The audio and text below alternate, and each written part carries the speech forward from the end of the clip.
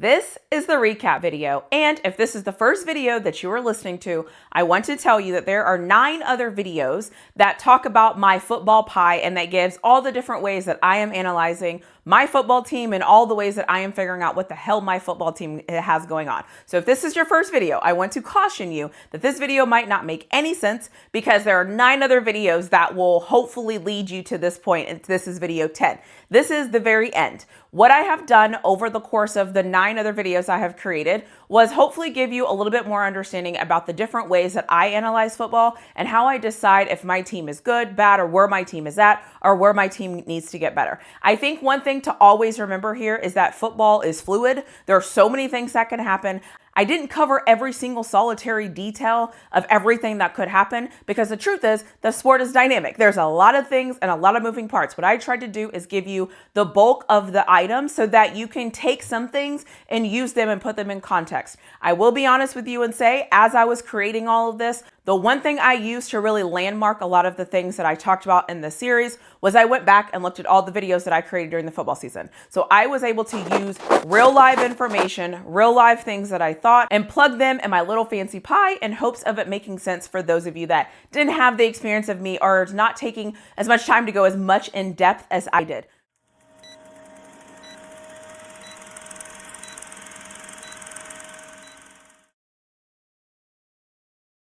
A lot of things to remember. Obviously, football is a game of inches. You will hear a lot of people talk about football being a game of inches. Obviously, momentum is going to play an impact in this. Now in college, the transfer portal and how that talent looks and how the different talent comes in. Also, the other thing about football too is about a game of adjustments. Who's going to be able to make adjustments? Who's going to be able to break those tendencies? Who's going to be able to almost create themselves an identity that makes sense? And let's be real, those equalizers that I talked about are going to be super important because no matter what I say, at this point, the equalizers are going to continue to show up.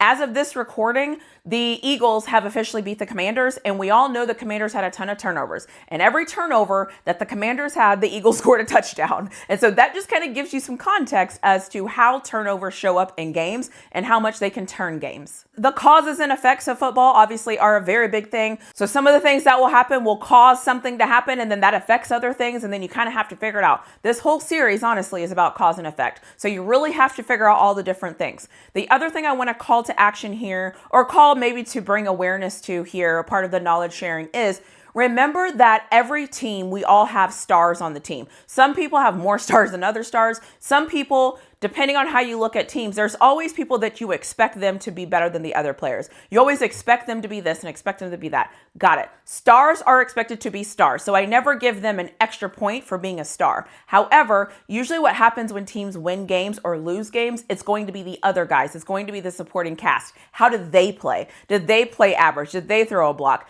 Usually most teams don't have 11 superstars on their team. There's usually probably 3 to 4 guys on offense, 3 to 4 guys on defense, and the rest of the guys have to fill in and kind of make the difference. So if you look at the teams that you support and the teams that you follow and the teams that you want to make sure whatever, you can probably look at that team and identify who are the stars of this team and who is the supporting cast. All of those things have to work together. If the stars are the stars and they're going to be amazing, I still need the other guys to throw the blocks. I still need the other guy to tackle. I still need the center to hike the ball off correctly. I still need the second guy or the backup guy or the tight end to make a catch, even if he's not our star. My point in saying this is, in football, you have to have everybody that's going to do their job. Everybody has to be on the same page. If we expect stars to be stars, I said scar like the Lion King because I need to watch the Lion King. But if we expect stars to be stars, we also have to expect the role players to do their job as well. Because most times stars can't do this on their own in football. You have to have your supporting cast to really come in and uplift you and help you win football games as well. If I haven't made it clear enough, I'm going to say again, we have to be honest with our players that we have on our team. We have to be honest with the coaches that we have on our team.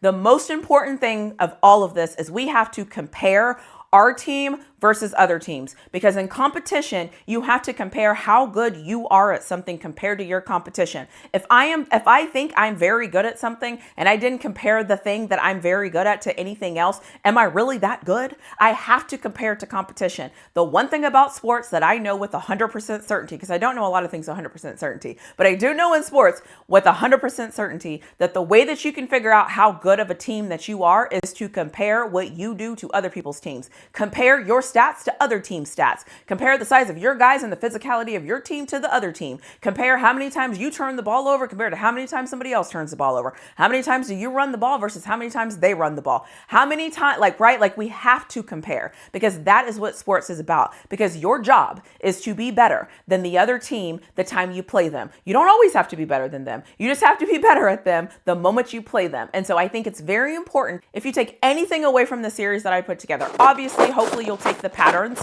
and you'll hopefully have the patterns as a way to identify the different things of your team, the strengths, the weaknesses, but you're honest.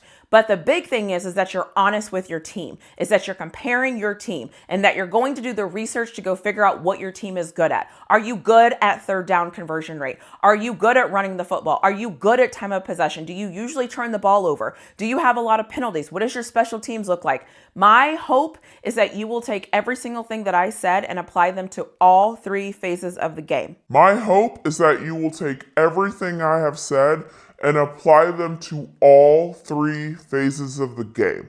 My hope is that you will take everything I said and apply it to all three phases of the game. Because if you're only good at two phases, or if you're only good at one phase, or if you're not a complete team, the chances are you will not reach the heights that you want to reach because your team is not good enough to reach those heights. The last time, before I end this whole series, I will share every single concept that I have talked about in this series, because I think it's important to really circle back around and just to give some context. So the first thing is perspectives.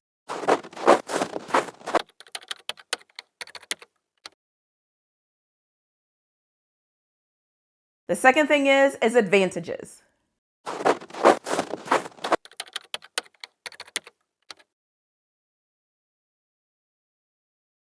The third thing is tendencies.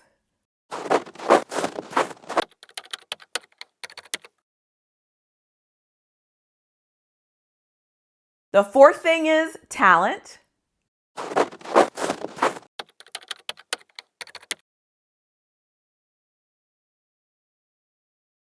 The fifth thing is equalizers.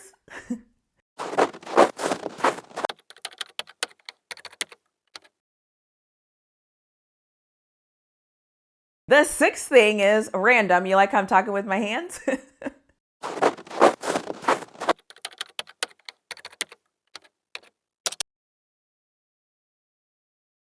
The eighth thing is, the next thing, I forgot what number I'm at. The next thing is, honestly, I forgot what number I was at, is going to be the negatives.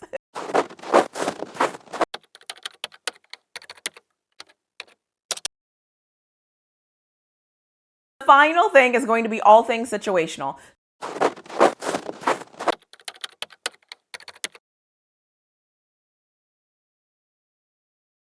All of these should help you in order to make sense or assess your team and figure out where your team is at, what your team is doing. Again, I will say, because I've said it plenty of times in this whole series, it is the offseason. Take the time in the offseason to learn more about football and to learn more about your team. Use all of this information to assess what you're watching. Use this opportunity to kind of figure out what you were great at, what you were good at, and how you hope that you get better as you move into next season. Off the top of my head, I can tell you two things I want all of my teams to be better at. The first thing is, for Colorado, I want Colorado to run the ball more, and I want Colorado to be better in the trenches. Full stop. Run the ball more, be better in the trenches, offensive side of the ball, defensive side of the ball. I want the Pittsburgh Steelers to actually decide who their quarterback is and stick with their quarterback, because I think that's important. And then I want that quarterback to throw the ball down the field. I want them to open up the offense, because I think that it is that important. Then my lovely Texas Longhorns, hook 'em. I want Texas to have a better red zone offense, and I want this offensive line to play good in big time games. I need this offensive line to be consistent, and I need them to play big and play aggressive in big time football games. So those are the 6 things that I'm hoping that in this offseason, my team gets gets better at. Take some time and figure out what you want your team to get better at, because the 2025 season will be here before we know it. Spring game will be here before we know it. It is never too soon to start assessing your football team. I learned that this year when I was going through my football team. So let me know what you think in the comment section below. If you haven't already, don't forget to subscribe to my channel. Don't forget to leave a comment. Leave me anything that you'd want me to know. I hope that you've enjoyed this series. I hope that you enjoyed the time and the effort and the energy and all the things I put into this. And I will say again, if you have gotten to the end of this, you have no idea what I'm talking about, there's a whole slew of episodes that will help you to understand more of what I'm talking about and will help you get some more context here as we move forward.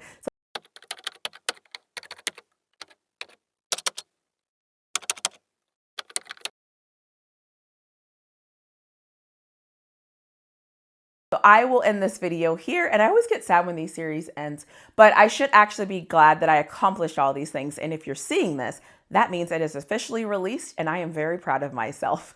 I'll see you in my next video.